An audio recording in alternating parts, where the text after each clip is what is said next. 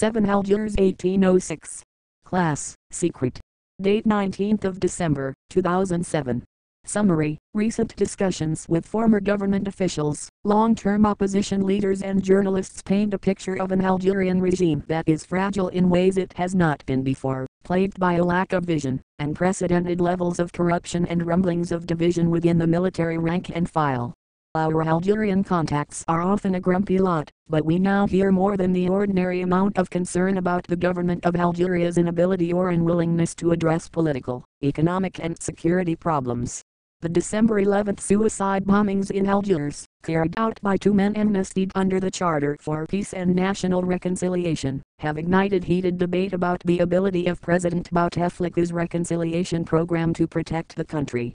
The debate pits proponents of an urgent and aggressive approach to the terrorist threat against those aligned with Bouteflika who still believe that amnesty has a role to play. The picture of an isolated president, a stagnant reform process and an uncertain approach towards terror comes at a time when efforts within the government to engineer a third term for Bouteflika are gathering steam. We do not sense an explosion coming right away. Instead, we see a government drifting and groping for a way forward.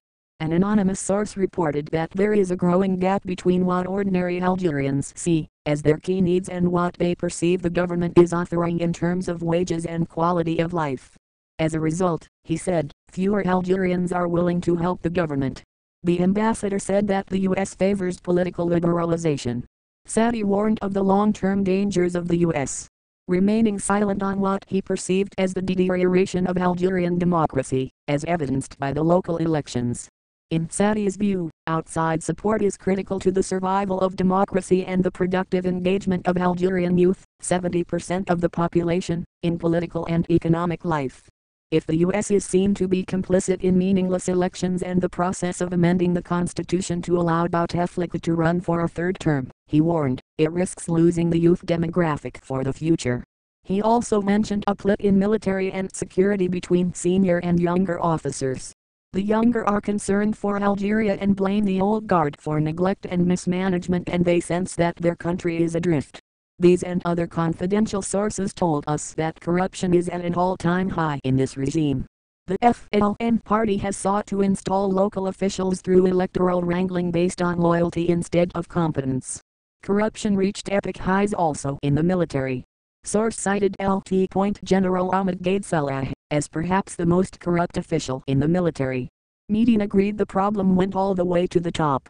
There is a heated debate going on about Islamist extremism and the 11 December bombings. The new element is the push from Prime Minister Belkacem and the FLN apparatus, probably with impetus from Bouteflika's brothers, if not President Bouteflika himself, to arrange a constitutional amendment and a third term. Source said that both Bouteflika and Algeria itself were in critical condition and fading.